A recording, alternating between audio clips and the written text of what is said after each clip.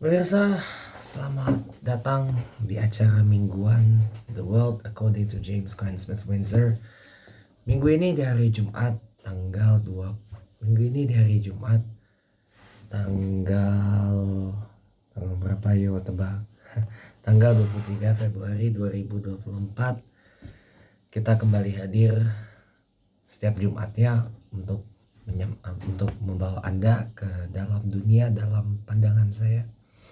Minggu ini kita masih diwarnai tentang pasca pemilu Indonesia 2024 yang banyak dinarasikan penuh kecurangan dan tentu saja banyak menuai sorotan tajam dari masyarakat, dan juga saat sekarang ini banyak tokoh-tokoh publik dan masyarakat pun juga telah menyampaikan suaranya berkaitan dengan penolakan hasil penghitungan pemilu 2024, khususnya pemilihan presiden, baik itu melalui hitung cepat atau quick count maupun melalui hitung manual atau real count. Nah, minggu ini kita akan deep dive tentang itu, dan mari kita mulai tayangan ini. Publik sudah bersuara pasca pemilu 2024 yang sudah lebih dari sepekan berjalan. Sudah sepekan pemilu 2024 ini telah kita lewati, dan sampai saat ini juga proses real count atau penghitungan secara manual oleh KPU masih terus berjalan. Meskipun KPU sudah dikirimi surat oleh Partai PDI Perjuangan atau Partai Demokrasi Indonesia Perjuangan, maka yang meminta KPU untuk melakukan audit forensik terhadap aplikasi Sistem Informasi Rekapitulasi Suara Pemilu 2024 atau populer dengan Sirekap ya. Tetapi penghitungan dengan aplikasi Sirekap masih terus jalan, meski banyak kendala yang mengatakan banyak yang tidak bisa mengakses Sirekap ini. Dan kita tidak boleh lupa juga bahwa pemilu 2024 ini ada banyak petugas KPPS yang jatuh sakit, bahkan hingga ada beberapa yang diberitakan meninggal dunia. Nah, di tayangan ini juga akan membahas tentang bagaimana pelaksanaan pemilu serentak di Indonesia yang ideal, ya nanti kita akan paripurnakan lebih ini lagi di dalam tayangan What Went Wrong pada hari Sabtu besok tanggal 24 Februari dan Sunday with James Cline Smith Windsor di hari Minggunya tanggal 25 Februari 2024. Nanti kita akan paripurnakan pembahasan itu ya. Di dua tayangan mingguan itu ya. Karenanya kita saat ini hanya bisa terus menyuarakan agar hasil pemilu 2024 ini tidak menjadi pemilu yang benar-benar curang hanya untuk memenangkan, seperti yang sudah kita tahu ya, memenangkan pasangan calon presiden, calon wakil presiden Republik Indonesia peserta pemilu 2024 nomor urut 2, yaitu Prabowo Subianto dan Gibran Rakabuming yang didukung oleh Presiden Joko Widodo. Kita tahu sendiri bahwa publik saat ini sedang resah dengan proses pemilu yang curang, ditambah lagi juga publik saat ini sedang mengamuk karena antri sembako, antri beras yang harganya kian melejit, dan disebutkan oleh BBC adalah kenaikan harga beras ini merupakan kenaikan yang tertinggi sepanjang sejarah. Banyak di media-media diberitakan masyarakat sampai antri beras. Antri beras loh. Ini kejadian yang sama di tahun 65 dan di tahun 70-an. Persis kejadian yang membuat akhirnya terbentuk tritura dan protes besar terhadap rezim kepresidenan Soekarno. Dan ini juga yang menyebabkan rezim Soeharto itu tumbang karena ada krisis ekonomi dan krisis pangan. Kita tahu sendiri kan, beras banyak banget dibagi-bagi untuk bansos, bantuan sosial jelang pemilu, yang ini banyak ugal-ugalannya. Ini bahaya sekali kalau tidak sampai diusut. So itulah makanya kenapa calon presiden peserta pemilu 2024 nomor urut 3 Ganjar Pranowo mengusulkan DPR untuk mengajukan hak angket. Hak angket itu adalah hak bertanya, hak mempertanyakan terhadap pihak-pihak yang bertanggung jawab pada satu policy atau kebijakan yang strategis. Nah, banyak yang kemudian kegerahan dan kepanasan, bahkan sampai beberapa influencer YouTube pendukung Prabowo Gibran macam Chandra Teja, Gusmar KBN Nusantara, dan bahkan sampai orang intelektual seperti Profesor Jimli Asidiki pun ini membuat narasi yang mengada-ngada. Seakan-akan hak angket itu cuman gertak sambal.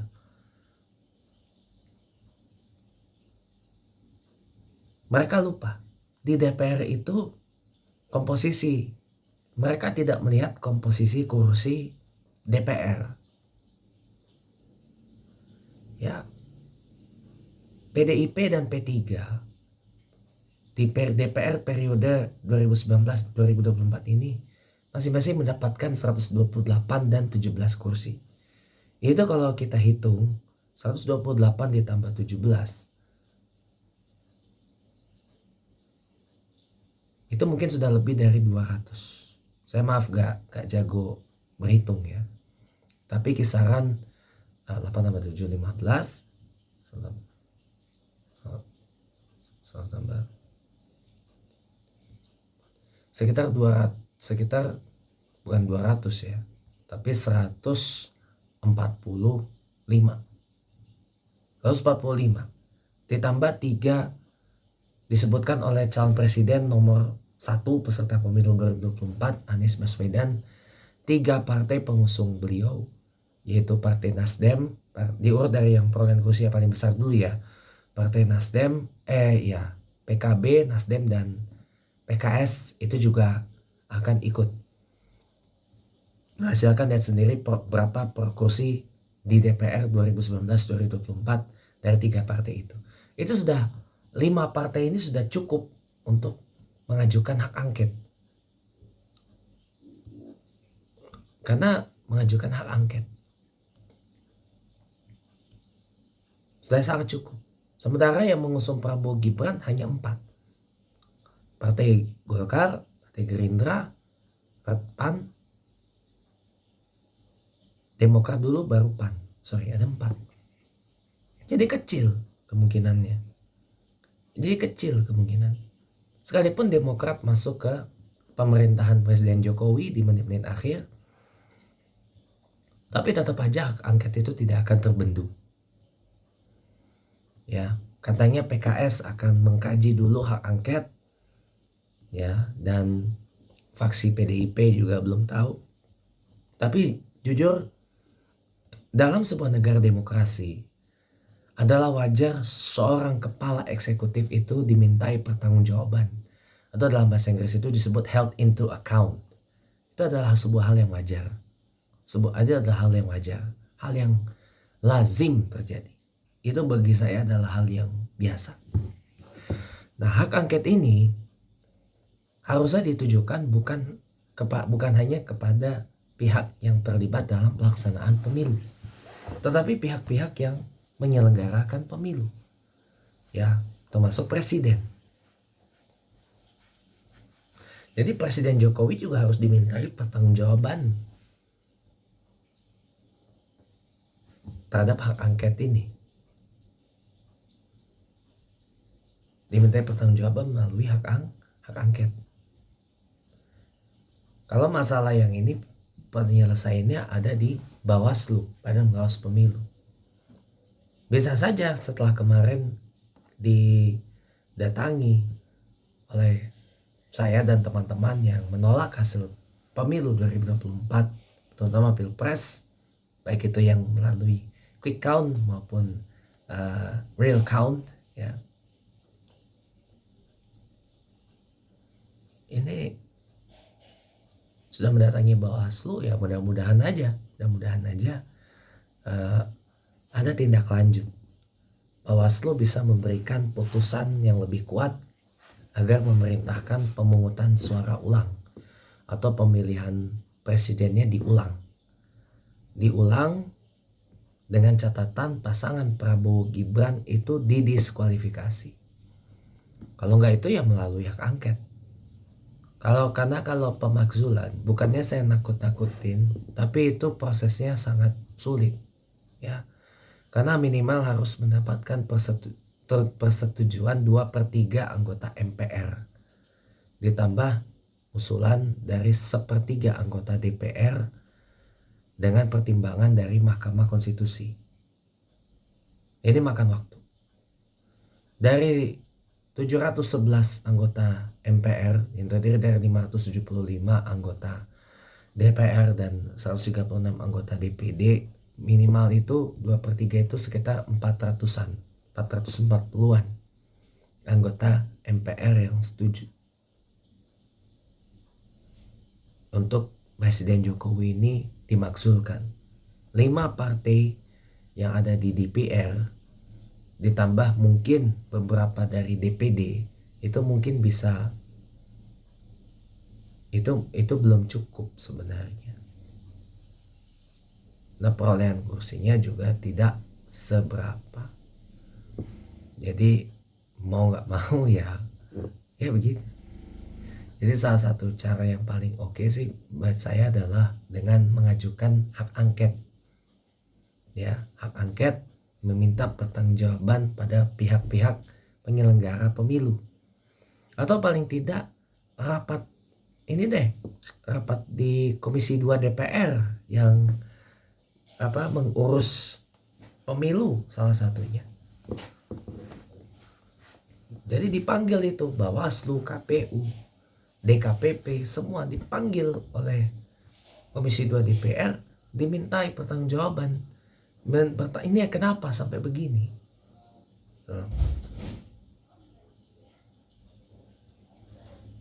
Kenapa sampai begini? Kenapa sampai begitu terjadi? Ya, DPR jangan hanya diam aja. Jangan hanya karena Komisi 2 DPR itu diketuai oleh politisi yang berasal dari pendukung Prabowo Gibran, yaitu dari Partai Golkar. Saat ini dijabat oleh Ahmad Doli Kurnia Tanjung dari Partai Golkar. Lantas gak dipanggil itu KPU, Bawaslu, DKPP, segala macam itu, untuk dimintai pertanggungjawabannya, held into account paling enggak. Jadi atau enggak hak angket udah cukup. Hak angket yang kalau bisa dibidik langsung ke presiden. Gitu. Mereka yang menolak hak angket ini ada Demokrat, ada Gerindra, ada Golkar, udah panik karena udah ketahuan curang. Jadi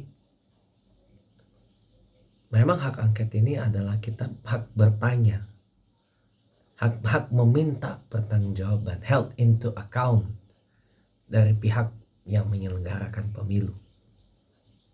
Yang itu bisa digunakan oleh DPR sebenarnya. Tinggal bagaimana PDIP dan P3 berkomunikasi dengan Nasdem, PKB dan PKS ya di DPR agar hak angket ini bisa terlaksana. Karena kalau enggak bahaya. Masyarakat ini udah mengamuk. Ya, udah mulai mengutarakan keresahannya. Tokoh publik juga banyak yang sudah bersuara. Lebih banyak malah yang menolak pemilu daripada yang mendukung hasil pemilu yang syarat akan kecurangan. Jadi ya mau bagaimana? Dan mereka mereka wajar punya ketakutan akan adanya kembalinya neo-orba. Gitu. Jadi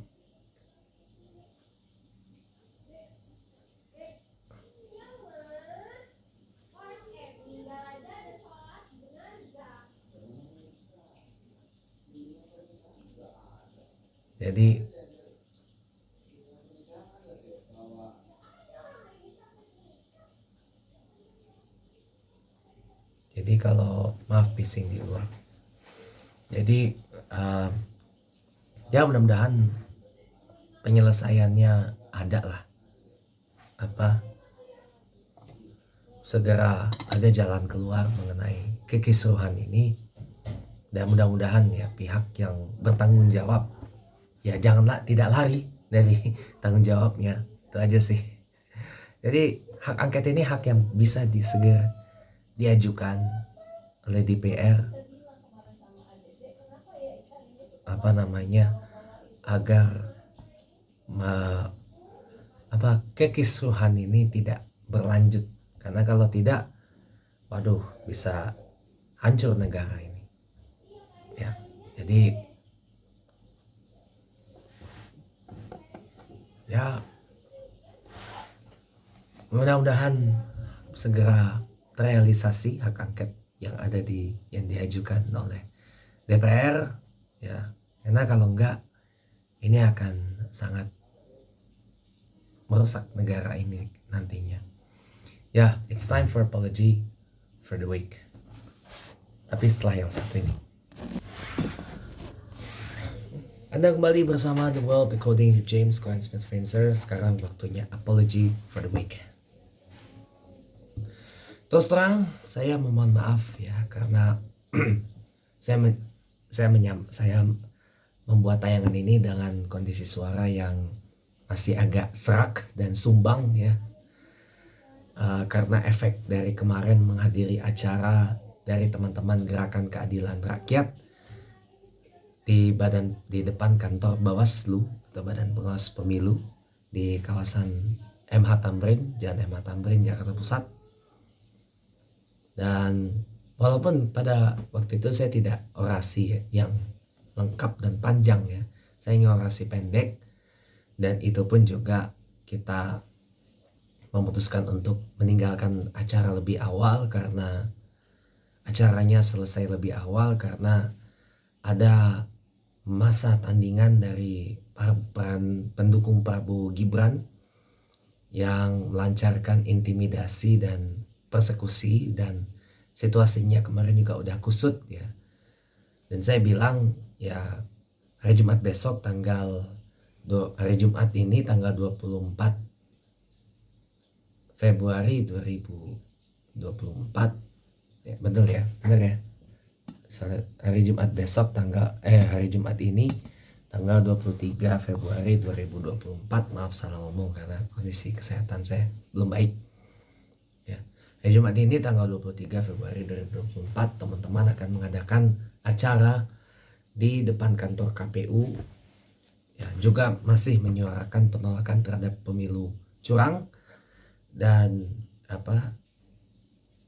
saya nyatakan saya tidak bisa hadir dalam acara tersebut karena suara saya ini ya masih serak ya, masih perlu pemulihan sampai ya mungkin seminggu ke depan atau seminggu lebih ke depan ya. Maka ini saya berupaya gimana caranya biar suara saya ini kembali normal. Salah satunya mungkin dengan rutin mengkonsumsi air bawang putih dan air bawang merah ya, dan bawang putih dan bawang merah mentahnya pun juga saya makan. Hasilnya alhamdulillah main oke, perlahan-lahan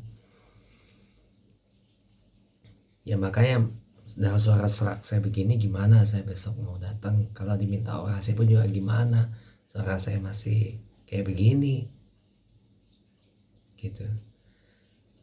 Tapi yang alhamdulillahnya untuk sholawatan dan azan masih ada sedikit lah suara saya yang masih nyaring gitu. Tapi kalau untuk orasi kelihatannya mungkin nggak akan maksimal. Jadi makanya maaf, saya tidak hadir ya dalam acara itu nantinya. Jauh sebelum hari ini, Jumat 23 Februari 2024. Nah,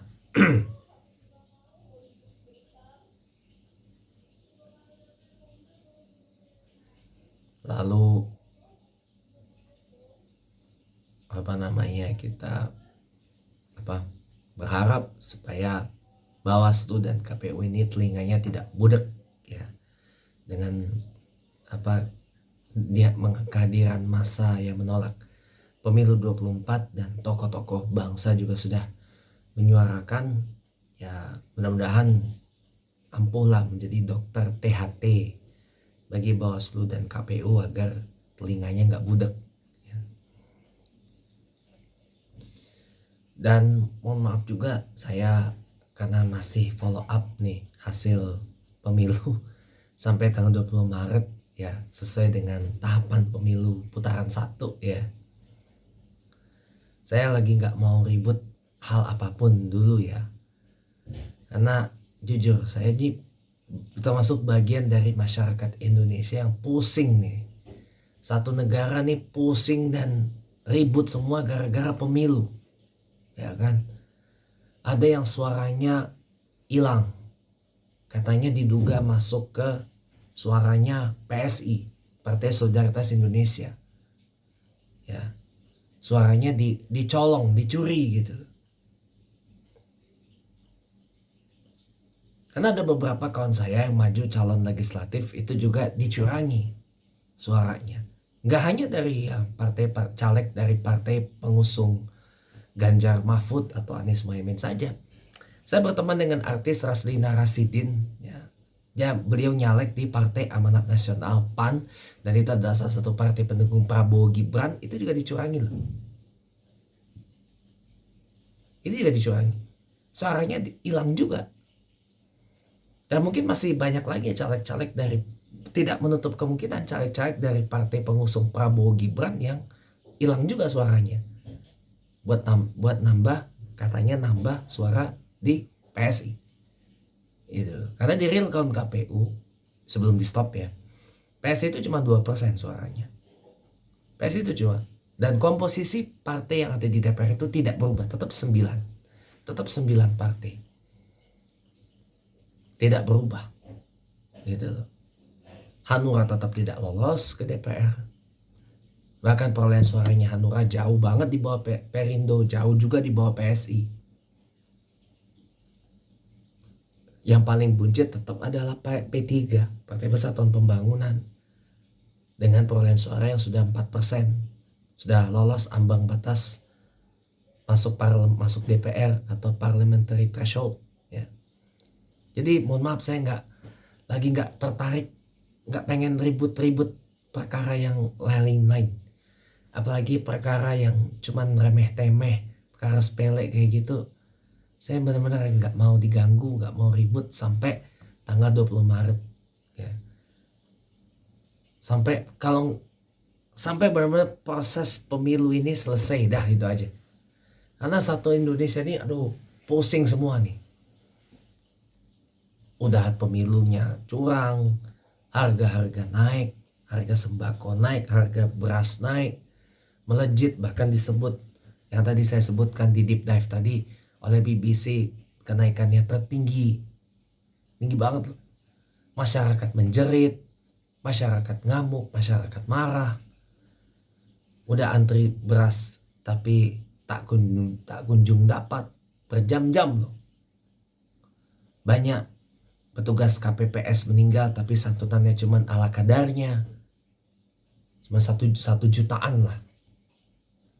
Jadi ya mohon maaf, saya lagi nggak mau ribut-ribut perkara yang lain-lain dulu lah, sampai proses pemilu ini benar-benar selesai, dan sampai bagaimana caranya harga-harga bahan pokok itu bisa normal lagi. Bukan karena efek mau puasa atau gimana, itu sih rahasia umum. Tapi ini kan karena pemilu, pasti ada kaitannya dengan kemarin bansos yang ugal-ugalan. Jadi ya pertama, jadi akhir sekali saya nggak mau ribut-ribut perkara yang lain-lain, termasuk perkara yang remeh-temeh, sampai paling nggak proses pemilu ini selesai, dan apa yang menjadi tuntutan dari masyarakat yaitu pemilu curang ini harus gimana caranya lah, mau diulang kek, mau diskualifikasi Prabowo Gibrannya kek, mau digugat ke Mahkamah Konstitusi, mau diajukan hak angket di DPR kah atau gimana, atau bahkan sampai yang paling ekstrim pemakzulan Presiden Jokowi. Yang penting kekisruhan ini segera selesai deh. Karena jujur yang efeknya ini, saya ini orangnya mohon maaf ya, orangnya istilahnya tuh hampir jarang memikirkan saya sendiri gitu. Saya selalu devote memikirkan untuk orang banyak gitu loh. Walaupun katanya sudah ada yang bagian-bagiannya mengurus. Saya paling gak setuju dengan pendapat itu. Kenapa? Karena saya berpegang kepada kitab Fadha'il Amal. Kitab Fadilah Amal. Pegangannya Jemaah Tabligh itu. Yang di bab kerusakan umat Islam. Anda bisa baca sendiri. Karena itu tadi, karena kita merasa bahwa kita ini tidak kompeten, tidak bisa ikut tanggung jawab juga dalam memperbaiki kemerosotan umat Islam gitu loh. Kan itu sudah ada bagiannya, betul memang. Tapi kalau kita yang nggak melibatkan diri, buat apa juga? Nah itu yang menjadi alasan kenapa saya nggak pengen ribut-ribut dulu deh buat sekarang. Sampai setidaknya proses pemilu selesai dan kekisruhan dan keributan ini tuh selesai semua gitu. Ributan yang satu Indonesia ini pusing semua ini selesai. Demikian The World According to James Coyne Smith-Windsor. Kita jumpa lagi Jumat minggu depan.